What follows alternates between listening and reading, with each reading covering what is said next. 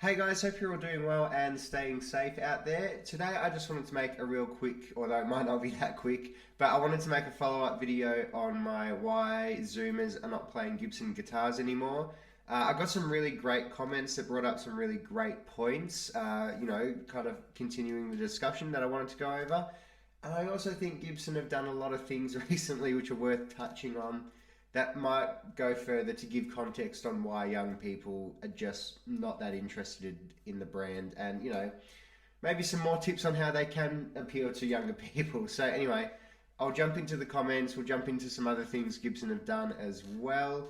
So excuse me while I look at the screen where the comments are and break eye contact as I read them, but let's jump into them. So HNY underscore BBQ says, I can find a Fender player guitar for $600, even less sometimes, with official vendors on the second-hand market, compared to people and even Gibson who sell their guitars like overpriced used cars. It's nothing short of embarrassing that Epiphone has far better QA than its parent brand Gibson. He then follows that up by saying, there's also just way more options these days, and I think people are finally getting over being guitar snobs. He then follows up again after we have a little conversation. Fender always seem to have their finger on the pulse of culture. I'm always seeing Fender giving out gear and guitars to up-and-coming YouTubers or already established guitar YouTubers. Not to mention Gibson really hurt its public image with the Dean lawsuit. It really rubbed a lot of people the wrong way. So, a couple of interesting points there that HNY underscore barbecue brings up. I think the whole idea of being a gear snob is dying very quickly. There are just so many really great brands offering alternatives or something a bit different at much more competitive prices than what Gibson are doing. And I think young people gravitate towards that. Young people don't have a lot of money and they're not interested, as in general. I know there are a lot of people that are, but in general, young people are not interested in the designs that Gibson offer. So to get a kind of quirky, maybe Gibson-inspired guitar, but something a little bit different from, a different brand at a more competitive price, I think that's really appealing. I think Fender having their finger on the pulse of pop culture is a really great point as well. They're not the only brand doing that, but Gibson are not one of those brands. I kind of mentioned that before. I think the Dean lawsuit, I think there was a couple of other lawsuits, like there was one with DiMaggio as well. It's not a great look from Gibson. I know I personally found that really like, why are we wasting everybody's time? Why can't we just let Dean make good guitars? I don't think anyone's choosing a Dean over a Gibson. If you want a Gibson, you want a Gibson. It was just weird, and I kind of agree it did rub a lot of people the wrong way, including myself. Excuse me. But I also don't think that's the end of the world either. Okay, next comment. So Ian-QF5NY, I'm only going to read part of his comment. He said that honestly, I wanted the Gibson Mustang V, but I really would have rather had a color match headstock, and there was a lot of problems with the finish for the price. I couldn't justify it. You can get a Prestige for that price, and Ibanez Prestige is talking about, and it will be perfect finish and QC. Yeah, that has always been a bit of a problem with Gibson, that the fit and finish has never been 100%, especially for the price that you're paying. A lot of people can look past that though. Oh, I just knocked the microphone. A lot of people can look past that, and I think I would definitely be one of them who would be able to look past that. It is a shame though that you spend all this money and you get a guitar that, isn't finished as good as it could be. EJ1 underscore Drew says, Gibson is upholding history and tradition, and it's kind of gate kept by the price. Personally doesn't appeal to me, but I appreciate the craft and design. He then follows up my reply by saying, haha, yeah, I'm pretty sure old heads don't want us tainting their heritage instruments' reputation, and I'll stay in my lane since I personally love all the tonal variety from Fenders. So Gibson kind of being a gatekeeper for a select, group of customers is an interesting take. There's a comment coming up which will elaborate on that, and we'll kind of dive into some of the things that Gibson are doing which kind of back up that comment, but we'll get to that in a second. Tay Koza says, won't be long until Gibson doesn't exist anymore unless they change. I don't see the classic Les Paul being as popular with players, mostly just collectors. That's a key point. This generation doesn't care what name is on the headstock, the guitars just have to look cool and inspiring, and LPs or Les Pauls just look old school now. So, I think it's a really great point. This generation doesn't care a whole lot what name is on the headstock. They just want designs and sounds, that are great for whatever they can afford. Young people obviously can't afford expensive Gibson guitars, so we're looking at what we can get that fits what we want for what we can afford. Takeover also touched on Gibson being more popular with collectors these days. I think that's a really good point if you look at a lot of their recent products and the prices that they are at. So let's have a look at a few of the products here. I'm going to look over here on my screen now. So we have I'll put these on the screen as well as I'm looking through them. We have the Gibson Falcon 20 1x12 combo. This was their new amplifier that they released a couple of weeks ago, or announced a couple of weeks ago. They're on pre-orders at the moment. They are really cool looking amplifiers, to be honest. The specs look really legit. They look like a really, high-end kind of amplifier. But in Australia, they sell for $5,500 for a 20 watt 1x12 amplifier, which is a lot. And I can't picture a lot of gigging musicians, especially here where I live in Australia, going out and buying this amplifier to actually gig with.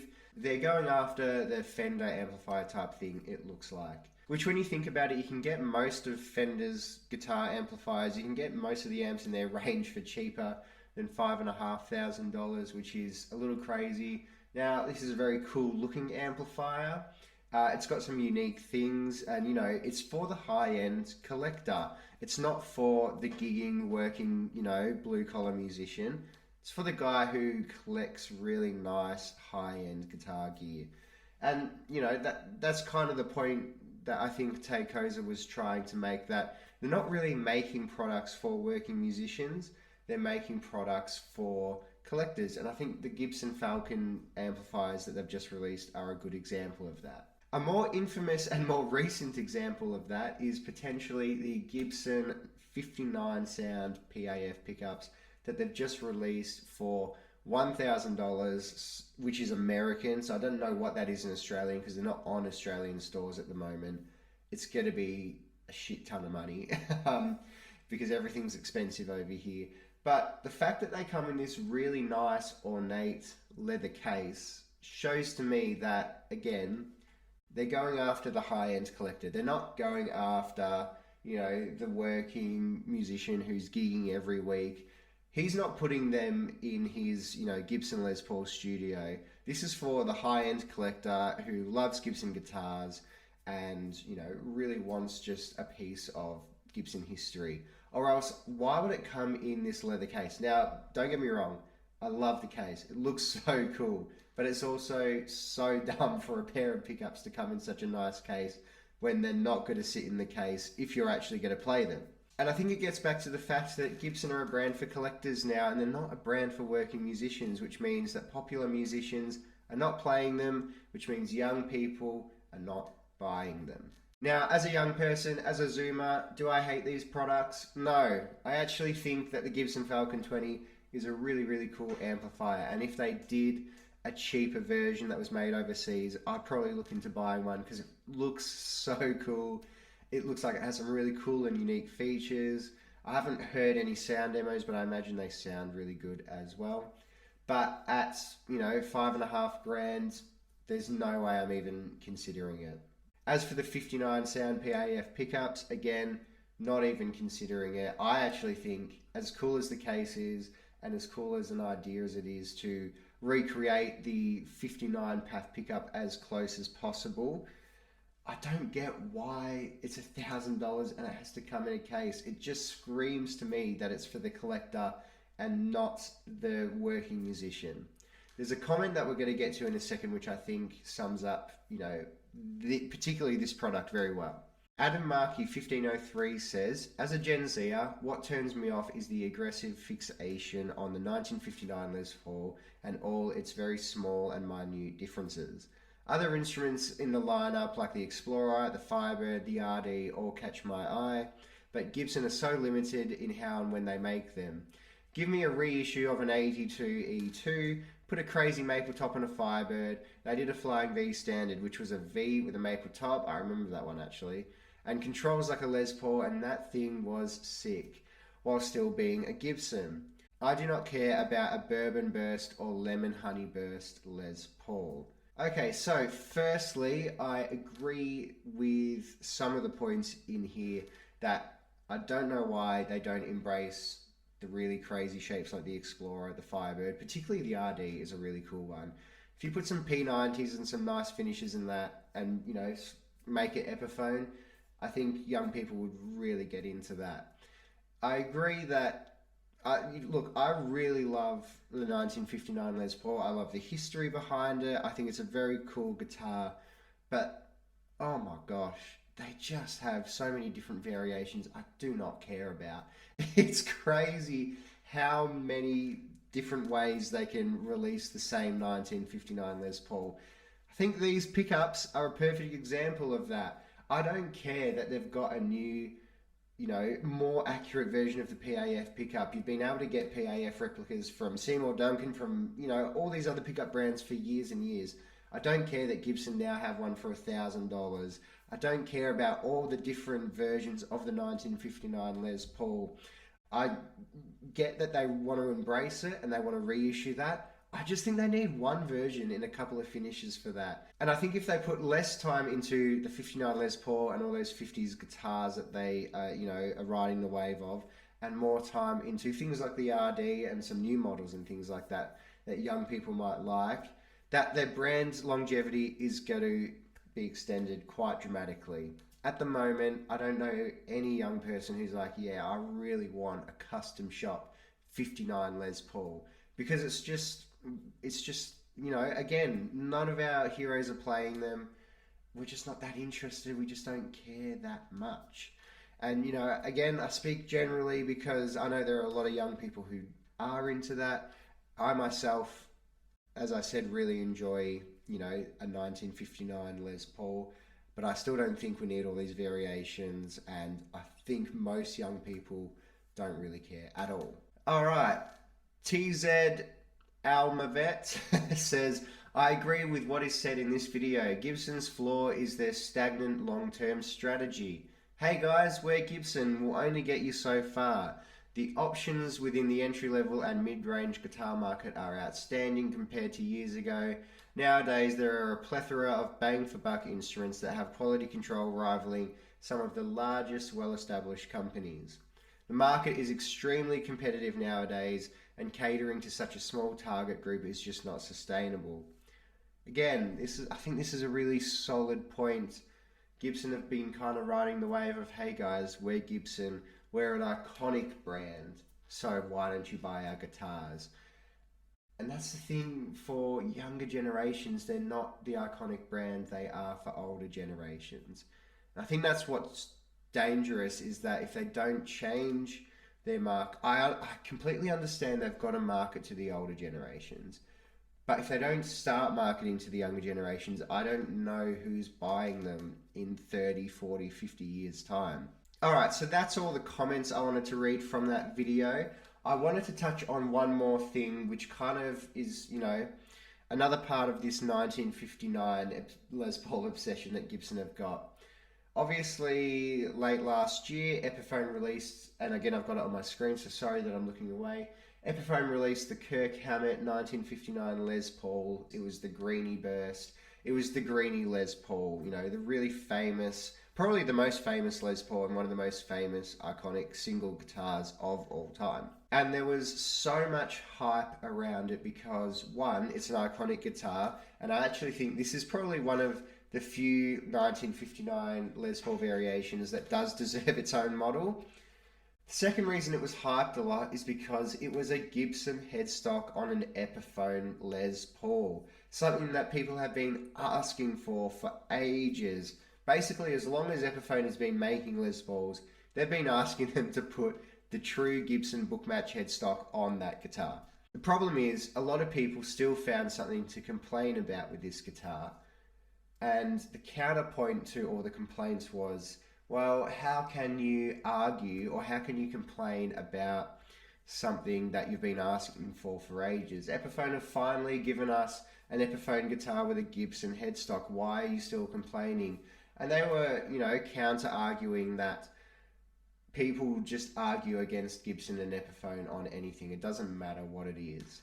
But I think the problem with that is people have been asking Epiphone to put a Gibson headstock on their Epiphone Les Paul guitars for ages, as long as they've been making Les Paul guitars. And the reason they've been asking that is because they want to get an Epiphone Les Paul that has the Gibson headstock at an affordable price, so they don't have to buy Gibson to get the really, truly accurate looking Gibson Les Paul guitar with the right headstock.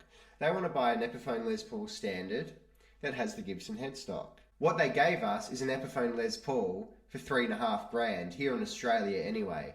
Now, let me give you a bit of context around that.